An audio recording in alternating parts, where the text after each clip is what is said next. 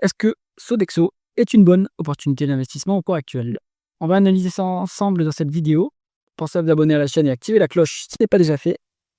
On commence tout de suite avec le cours du spécialiste de la restauration collective. Bon, ça fait pas rêver, hein. Il y a 10 ans, on était à 44 euros. Actuellement, on est à 53 euros. C'est plutôt maigre, hein, comme gain.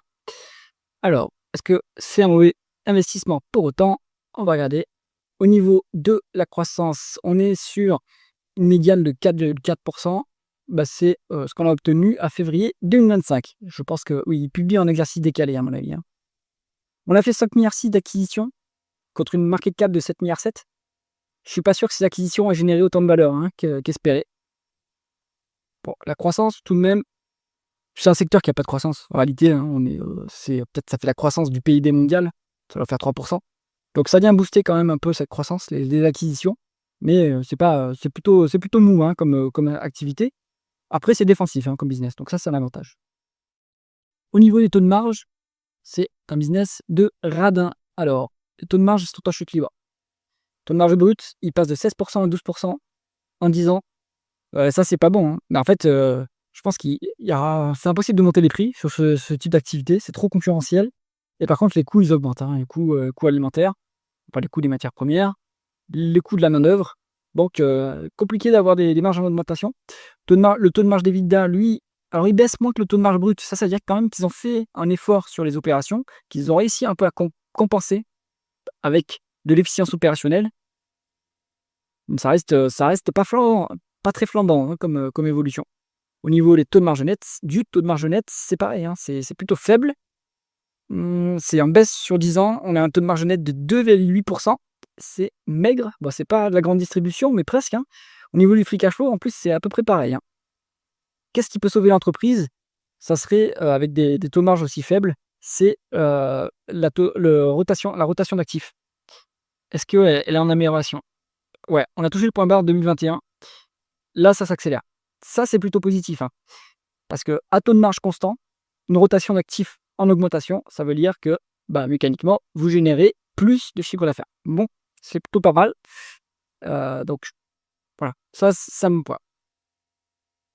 Mais sinon, au niveau des marges, ça nous dit que c'est un business de radar, que l'entreprise essaie de limiter la casse. Ils y arrivent un petit peu, mais il y a pas de miracle. Et donc, on n'est jamais très loin de faire des pertes, hein, sur ce. Alors ici, bon, on comprend ce qui s'est passé. Depuis 2022, bah, voilà, hein, là, vous n'êtes pas passé loin. En août 2024, on n'est pas passé loin de faire une perte sur 12 mois glissants. Donc c'est le problème avec ce genre d'entreprise, hein, avec des marges aussi faibles. Au niveau de la conversion des bénéfices nets en free cash flow, les free cash flow sont plus élevés que les bénéfices nets sur 10 ans. Donc on va aller voir pourquoi. Au niveau du BFR, donc en fait, c'est ça, hein, la variable clé pour ce genre d'entreprise. C'est une gestion exceptionnelle du BFR. Il faut gérer la trésorerie, les liquidités de manière experte. Et surtout, il faut réussir à imposer des délais de paiement à ses clients par rapport aux fournisseurs. Et donc, Sodexo arrive à le faire, hein. Ils sont en BFR négatif, ce qui est plutôt pas mal. C'est-à-dire qu'ils n'ont pas besoin d'immobiliser de cash pour les opérations, les opérations quotidiennes, j'entends, hein. Et est-ce que ce BFR s'améliore depuis quelque temps? Hop, on est sur une variation défavorable malheureusement, hein. Une variation positive du BFR de 2,5 milliards sur 10 ans. Ça se dégrade, donc là, il y a eu un léger repli, c'est bien. Il faudrait que ça se poursuive et que le BFR varie négativement sur les prochaines publications. Comme ça, bah, ça limite les risques sur la trésorerie de l'entreprise. Bon, après, on va aller voir la dette, hein, mais je crois qu'ils ne sont pas trop endettés non plus. Au niveau de la dépense en capital, des dépréciations, amortissements, bon, en fait, on a plus de dépréciation, amortissement, plus other cash items que de CAPEX. Donc là, on n'a pas, en fait, c'est pour ça qu'on a des free cash flow qui sont plus élevés que les bénéfices nets. Donc en réalité, il y a pas d'investissement dans l'appareil productif, mais d'un autre côté, alors il faut regarder comment ils sont organisés dans la chaîne de valeur. Je pense qu'ils sous-traitent, tout ce qui est, enfin, en gros, ils ont, des fournisseurs, hein, pour tout ce qui est alimentaire et cetera. Mais ils doivent avoir aussi, des usines pour préparer, la nourriture. Donc il faut regarder comment est constitué leur appareil productif. Ce qu'on voit ici, c'est que on va dire qu'au mieux, ils le maintiennent, mais qu'il y a pas d'expansion massive de l'appareil productif qui serait gérée via les CAPEX en augmentation. Donc là, pour l'instant, on est plutôt sur un appareil productif qui est stable. On est plutôt, du coup, sur des free cash flow en excès par rapport aux bénéfices nets. Et ça, c'est parce qu'il n'y a pas de croissance organique. Donc on n'a pas besoin d'investir massivement dans l'appareil productif. À choisir entre les free cash flow et le bénéfice net, il vaut mieux prendre les free cash flow pour valoriser l'entreprise. Au niveau de la rentabilité opérationnelle, on a un rendement des capitaux investis qui est à 8,3% contre une médiane de 8,6. C'est pas exceptionnel, hein. Bon, si vous regardez, au début de la période, on était à 12. Sur un peu plus long terme, on était en fait, à plus long terme, c'était quand même, allez, on va dire 10. D'ailleurs, c'est 10, hein, la médiane. C'est pas intensif en capital comme activité. La rentabilité est plutôt médiocre, hein. Donc, bon, ça rebondit. Et en fait, pourquoi ça rebondit? C'est grâce à la rotation d'actifs qui rebondit également. Hop, donc ça aide. Alors,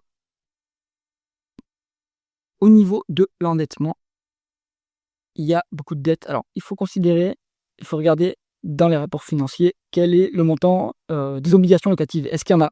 Parce que l'agrégateur ici prend en compte les loyers dans l'endettement net. C'est pas une dette pour moi, c'est plutôt une dépense opérationnelle. Bon, si on se rend compte que on est quand même endetté à ce niveau-là en termes de dette financière, c'est beaucoup. C'est beaucoup. On est à 3 fois l'EBITDA en dette nette. Ça s'est violemment dégradé depuis 2019. Ça me semble un peu dangereux quand même, hein, avoir un niveau d'endettement. Donc si on est vraiment à ce niveau d'endettement, je pense que c'est un peu dangereux. Au niveau de la rémunération de l'actionnaire, on est sur des free cash flow, un dividende qui est supérieur au free cash flow. Alors, ils ont versé un dividende exceptionnel, à mon avis. C'est pour ça qu'on est passé de 456 millions à 1,3 milliard. Et il n'y a pas de rachat d'actions, il y a peut-être non, il n'y a pas vraiment de rachat d'actions à signaler. Bon, ce dividende-là, il va pas rester à ce niveau, hein. Là, c'est pas soutenable. On est trop endetté en plus, donc on va pas pouvoir piocher dans la trésorerie pour verser le dividende. Si on prend quelque chose, on va se mettre sur 10 ans, hein, ici. Si on prend une médiane, alors en médiane, les free cash flow, ils sont, soyons pas trop conservateurs, allez, soyons gentils avec l'entreprise, on va se mettre à 5 ans. La médiane de free cash flow, c'est de 726 millions. Le dividende, donc ça, on va dire que c'est un outlier, c'est-à-dire que c'est un point, une valeur aberrante. Ils ont versé un dividende spécial, mais si on regarde le dividende standard, on va se mettre en médiane sur 5 ans. Bon, c'est 352 millions, ça me semble soutenable, hein.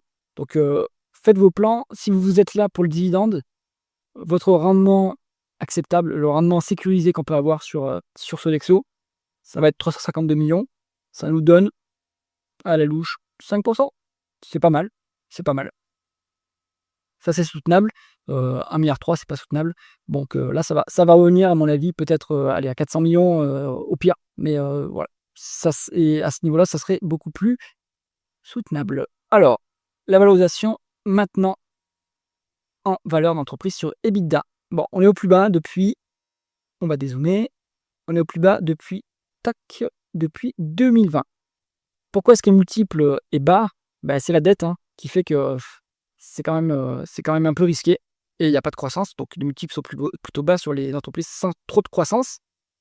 Donc là, on peut comparer à Elior, par exemple.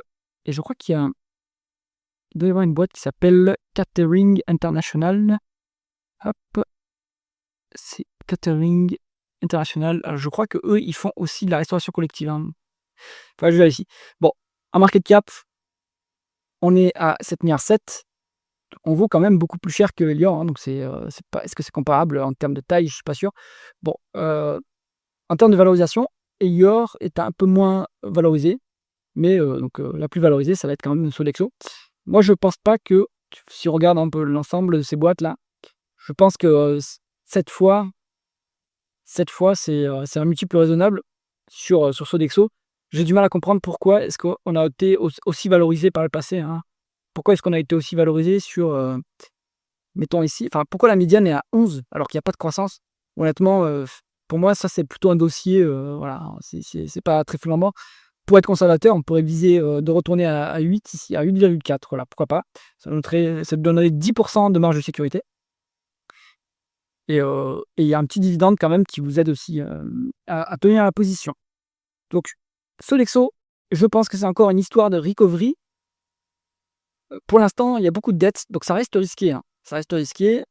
Si l'endettement baisse, mécaniquement, le risque baisse et donc le multiple va remonter. Donc, si vous êtes intéressé par cette entreprise, surveillez bien l'endettement, l'amélioration de la rentabilité. Mais je pense que là ça s'améliore pas mal, la rentabilité, donc c'est plutôt intéressant. Et l'augmentation des free cash flow. Et je pense que ça pourra ensuite reprendre un peu le terrain perdu depuis 2024.